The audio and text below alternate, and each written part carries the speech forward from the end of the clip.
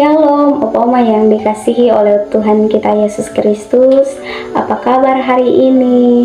Puji Tuhan, semua masih ada dalam keadaan sehat. Kiranya Tuhan Yesus memberkati selalu. Opa Oma yang terkasih di dalam Tuhan, pada sore hari ini kebenaran firman Tuhan kita terdapat dalam kitab pertama Petrus pasal 5 ayat yang ke-7. Saya akan membacakan untuk kita semua. Di bawah perikop, gembalakanlah kawanan domba Allah. Ayat yang ke-7, serahkanlah segala kekhawatiranmu kepadanya, sebab ia yang memelihara kamu. Demikian pembacaan firman Tuhan. Opa Oma yang dikasihi oleh Tuhan kita Yesus Kristus, firman Tuhan yang sudah kita bacakan tadi, saya mengambil sebuah tema khotbah yang akan menjadi renungan untuk kita pada sore hari ini, yaitu jangan khawatir akan masa tua. Nah, Opa Oma yang terkasih di dalam Tuhan kita Yesus Kristus, ketika seseorang yang sudah memasuki usia lanjut, pasti sering muncul rasa khawatir tentang kesehatan, kekuatan yang sudah menurun, bahkan masa depan.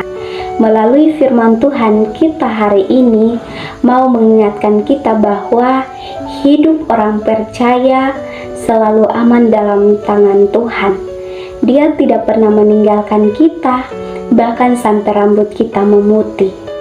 Oleh karena itu, Opa Oma dari firman ini juga mau mengingatkan kita untuk menyerahkan segala kecemasan, kekhawatiran kepada Allah dalam segala hal yang membuat kita khawatir atau membebani kita.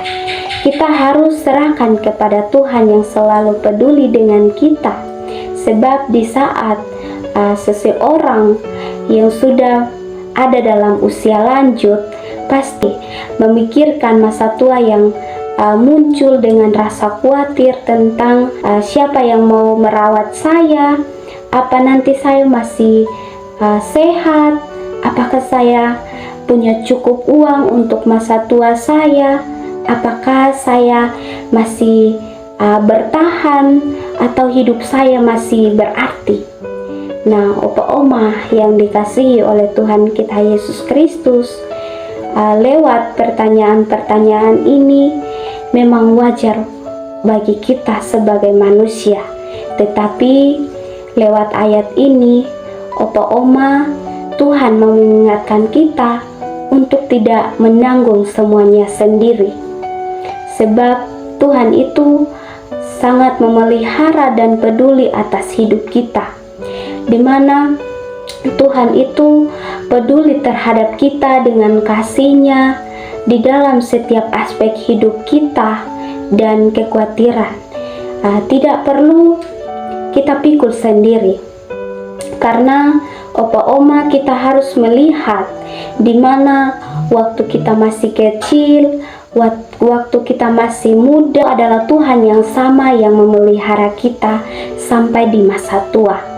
Jadi Tuhan tidak pernah berubah, kasih-Nya tetap sama yang mencakup tubuh, jiwa, dan roh kita. Opa Oma yang dikasihi oleh Tuhan kita Yesus Kristus, dari renungan ini juga mau mengingatkan kita bahwa Opa Oma jangan khawatir akan masa tua, sebab Tuhan sudah ada di sana terlebih dahulu. Bahkan Tuhan sudah tahu apa yang menjadi kebutuhan untuk kita.